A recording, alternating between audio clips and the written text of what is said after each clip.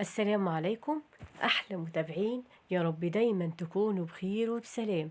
اللهم صل وسلم وبارك عليك حبيبي يا رسول الله. أسماء وتجربتي بنفسي.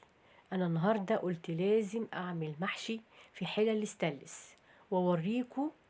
وعن تجربة، أنا فعلا أول ما اشتريت طقم الستانلس قلت لا لا، أنا مش هعمل فيه محشي ولا هعمل فيه رز. كنت خايفة بصراحة إن هو يحرق لي الأكل. فبعد طبعا لما جربت الرز قلت اما اجرب كمان المحشي.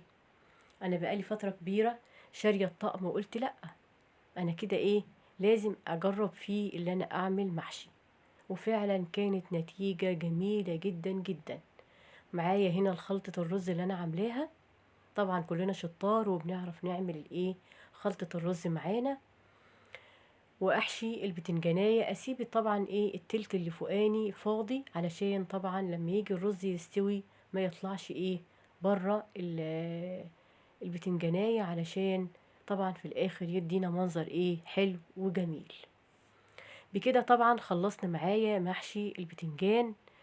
وخلي بالكم يا جماعة الخير، حلل الستانلس لازم اجيبها تقيلة، ما اجيبهاش خفيفة. ليه؟ عشان هتحرق مني الاكل.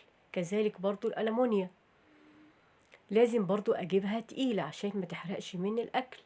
هنا معايا شوربة حطيت فيها شوية ملح.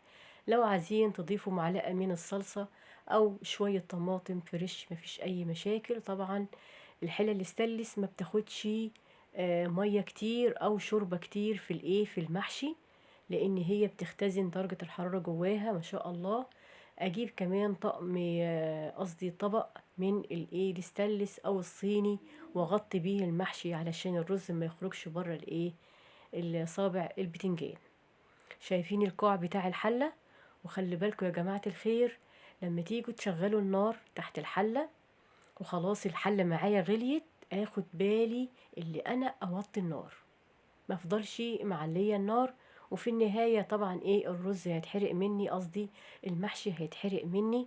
لان فعلا حلل الستانلس بتختزن درجة الحرارة جواها، مش بتاخد نار كتير ولا حتى مية كتير. فخلي بالكم من حاجة زي كده. غير الألمونيا تماما، بيخلي المحشي كده عامل زي البطاطا، بنار أقل وكمان مية أو شوربة أقل. وقدمنا معانا البتنجان معاها البطاية القمر الجميلة دي بألف هنا يا رب على كل اللي أكل منها.